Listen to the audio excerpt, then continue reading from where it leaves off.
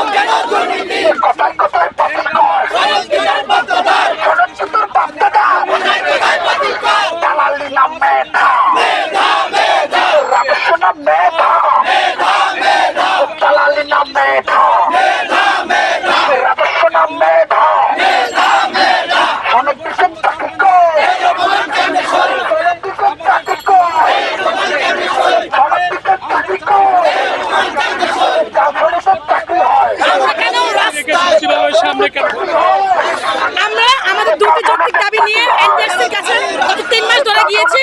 আমরা 18তম সনদকারী সুপারিশ বঞ্চিত প্রার্থী। আমরা 18,68,721 জন প্রার্থীর সাথে প্রতিযোগিতা করে 60,000 আমরা চূড়ান্তভাবে উত্তীর্ণ হই। আমরা প্রিলি রিটার্ন এবং ভাইবা পাস করে আমরা সনদ পেয়েছিলাম এনটিআরসি কর্তৃপক্ষ কর্তৃক। তাদের সিদ্ধান্তহীনতার কারণে তারা আমাদেরকে 7 মাসের শূন্যপদ দিয়ে আমাদেরকে সুপারিশ বঞ্চিত রেখেছে। আমরা আমাদের যৌক্তিক দাবির জন্য এনটিআরসির কাছে গিয়েছিলাম। গত 3 মাস ধরে আমরা শান্তিপূর্ণ অবস্থান করছি শাহবাগে এবং এনটিআরসির সামনে, কিন্তু এনটিআরসি কর্তৃপক্ষ আমাদেরকে গত মাসের 13 তারিখে জনাব ডিসি মাস্টার স্যারের উপস্থিতিতে এবং চেয়ারম্যান আমিরুল স্যারের উপস্থিতিতে আমাদেরকে কথা দিয়েছিল 31 ডিসেম্বর 2025 সালের সমস্ত শূন্যপদ নিয়ে আমাদেরকে বিশেষ গণবিজ্ঞপ্তির আওতায় আনবে এবং 25 সালের সমস্ত 25 সালের শূন্যপদ নিয়ে 16,213 জনকে প্রাতিষ্ঠানিক বাধা তুলে দিয়ে আমাদেরকে নিয়োগের আওতায় আনবে। 1 মাস ধরে দর্শক শুনছিলেন আসলে এখানে 18তম নিয়োগ এনটিআরসির 18তম শিক্ষক নিবন্ধনে নিয়োগ বঞ্চিত যারা আছেন, যারা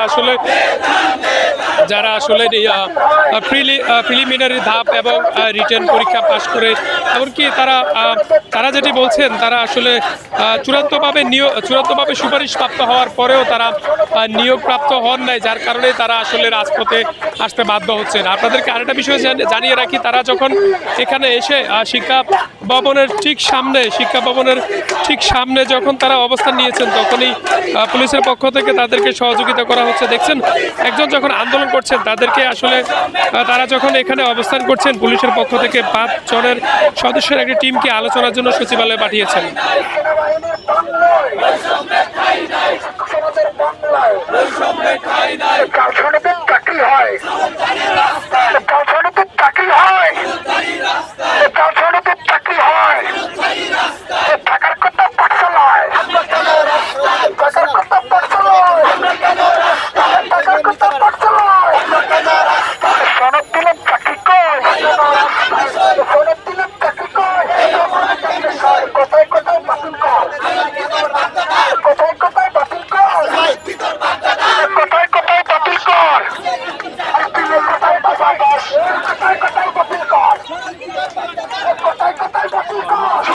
দেখছেন আমরা আরো দু একজন আন্দোলনকারী যারা আছেন তাদের সাথে কথা বলার চেষ্টা